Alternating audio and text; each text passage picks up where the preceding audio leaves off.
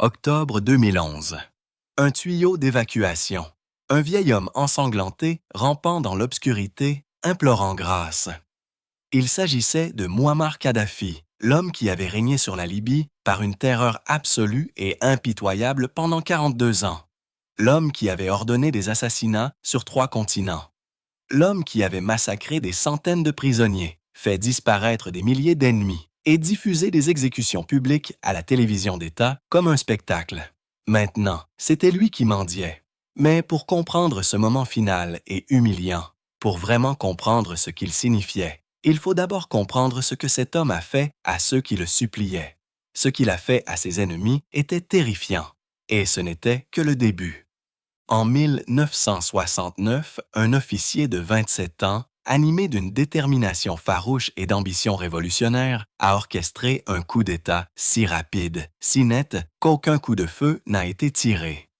Mouammar Kadhafi s'est emparé du pouvoir en Libye du jour au lendemain, et toute une nation s'est réveillée sous le joug d'un nouveau maître. Il se présentait comme un libérateur, le champion de l'unité arabe, l'ennemi de l'impérialisme occidental et des monarchies corrompues. Jeune, charismatique et d'une confiance en soi enivrante, il parlait de justice, de dignité et d'une Libye nouvelle émergeant des ombres coloniales. La foule l'acclamait sincèrement. Le monde arabe le regardait avec fascination. Pendant un bref instant, il eut l'air d'un héros. Mais le pouvoir a révélé ce que l'idéologie avait soigneusement dissimulé. Le jeune colonel charismatique qui avait promis la libération commença discrètement et méthodiquement à éliminer toute voix dissidente. Les partis politiques furent interdits. La presse indépendante fut anéantie. Ses rivaux militaires furent emprisonnés ou disparurent honteux. Dès la première année, Kadhafi comprit une vérité fondamentale du pouvoir absolu. Il ne pouvait se maintenir que par la terreur absolue. Le libérateur avait toujours été un tyran. Il a simplement fallu du temps pour que le masque tombe complètement. Kadhafi ne se contentait pas d'exiger l'obéissance.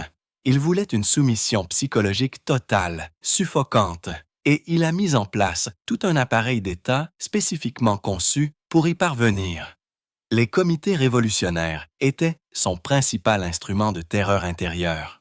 Il ne s'agissait pas d'organes gouvernementaux, mais de milices itinérantes, des fanatiques infiltrés dans les universités, les entreprises, les quartiers et les familles, rapportant toute dissidence avec une efficacité redoutable.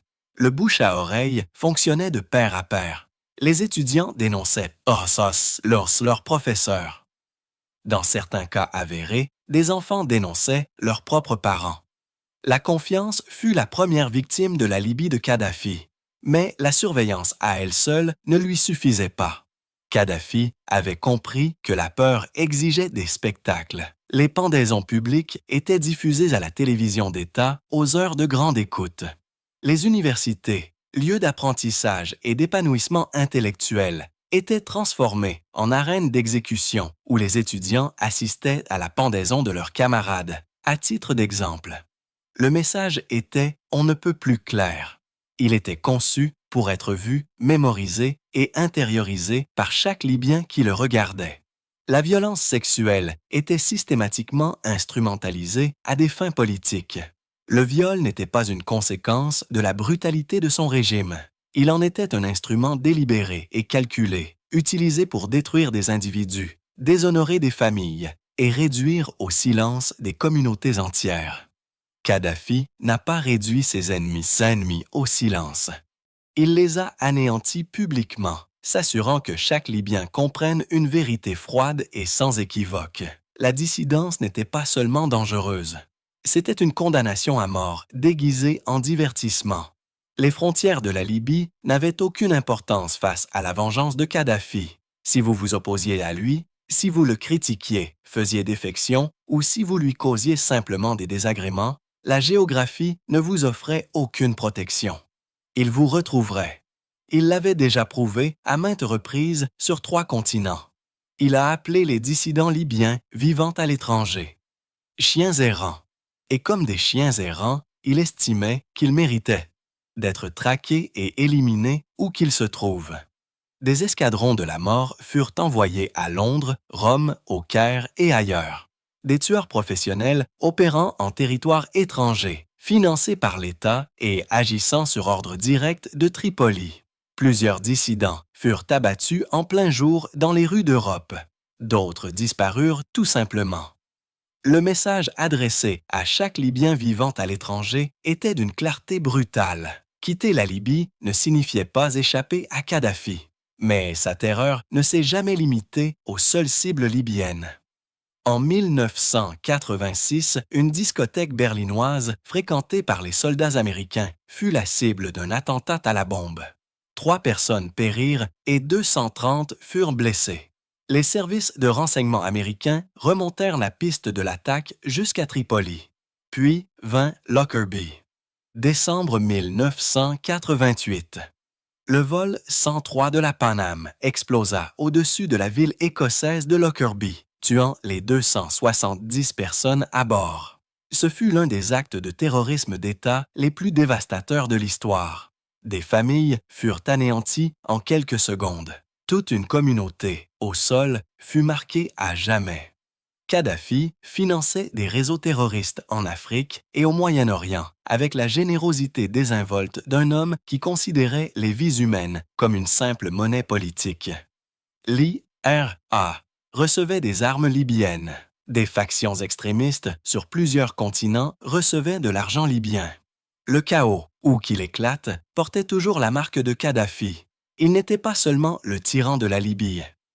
Pendant des décennies, il a été le plus dangereux État parrain du terrorisme au monde, se cachant derrière l'immunité diplomatique, tandis que des gens ordinaires mouraient sur ses ordres à des milliers de kilomètres de là. Certaines atrocités sont conçues pour être vues, d'autres sont conçues pour disparaître complètement. Abu Salim était destiné à disparaître.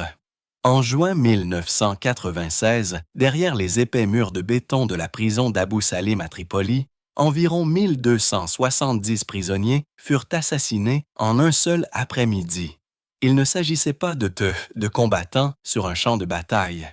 C'étaient des hommes déjà capturés, déjà emprisonnés, déjà impuissants, des détenus politiques, des dissidents et des suspects qui croupissaient depuis des mois, voire des années, dans la prison la plus tristement célèbre de Kadhafi, sans procès, sans inculpation, sans aucun contact avec le monde extérieur. Le massacre a commencé après une manifestation de prisonniers protestants contre leurs conditions de détention inhumaines. Les gardiens ont réagi en les rassemblant dans la cour. Puis, les tirs ont éclaté, des mitrailleuses, des grenades lancées directement dans les cellules surpeuplées. Les hommes s'écroulaient les uns sur les autres jusqu'à ce que le silence règne dans la cour et que les murs soient plongés dans l'obscurité. Le massacre n'a duré que quelques heures. Le nettoyage a pris plus de temps. Pendant des années, pendant plus d'une décennie, le gouvernement libyen n'a absolument rien dit. Les familles venues chercher leurs proches emprisonnés n'ont reçu aucune information. Aucun corps n'a été restitué. Aucun certificat de décès n'a été délivré. Des mères ont attendu devant les portes de la prison leur fils décédé depuis des années, sans rien savoir. Sans jamais rien savoir. Certaines familles ont attendu 15 ans avant d'obtenir la moindre confirmation de ce qui s'était passé entre ces murs. L'affaire Abu Salim est devenue la plaie la plus profonde et la plus tenace de la Libye. Et lorsque la vérité a finalement éclaté, elle a été l'étincelle qui a déclenché la révolution de 2011 et mis fin au règne de Kadhafi pour toujours. Février 2011. Le printemps arabe a déferlé sur la Libye comme une traînée de poudre et l'empire de Kadhafi, vieux de 42 ans, a commencé à s'effondrer avec une rapidité qui a choqué même ses ennemis les plus acharnés. Tout a commencé par des manifestations, puis la résistance armée, puis des villes entières qui lui ont échappé une à une. Benghazi, Misrata, Zawiya, tombant comme des dominos tandis que son armée se désagrégeait. Des généraux qui l'avaient servi pendant des décennies ont fait défection publiquement. Des ministres ont démissionné en direct à la télévision. Le cercle restreint, qui avait fait preuve d'une loyauté sans faille pendant des années, a commencé à préparer discrètement son départ. Kadhafi a réagi comme il le pouvait, par une violence massive et aveugle. Il a ordonné des frappes aériennes sur les populations civiles. Il a promis de traquer les rebelles maison par maison, ruelle par ruelle. Il est apparu à la télévision d'État, le regard hagard et l'air défiant, un parapluie à la main, affirmant que la victoire était certaine. Le monde entier a assisté à la scène, partagée entre horreur et incrédulité. Plus personne n'écoutait, l'OTAN est intervenue. Le régime s'est effondré complètement en août. Et l'homme qui avait affiché une invincibilité absolue pendant 4 décennies s'est retrouvé à fuir à travers des convois désertiques, diffusant des messages audio désespérés à une population qui était déjà partie. Le tyran était devenu un fugitif. Le chasseur était devenu la proie. Nous revenons, pour finir, au tuyau d'évacuation. Un homme ensanglanté, rampant dans l'obscurité, implorant la pitié de la même population qui l'avait terrorisé pendant 42 ans.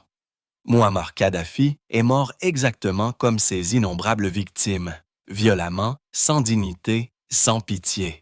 La symétrie de l'histoire est rarement aussi précise, ni aussi brutale. Ce schéma se répète à travers les chapitres les plus sombres de l'histoire. Les tyrans qui fondent leur existence entière sur la souffrance d'autrui ne se retirent pas paisiblement. Ils ne disparaissent pas discrètement. La terreur qu'ils engendrent finit toujours par se perpétuer. La Libye reste aujourd'hui fracturée, instable et à vif, payant encore le prix, sur plusieurs générations, de 4 décennies sous le joug d'un seul homme et de son besoin pathologique de contrôle absolu. Kadhafi n'est plus là, mais la blessure qu'il a infligée à toute une nation demeure. Certaines blessures survivent aux hommes qui les ont infligées, toujours.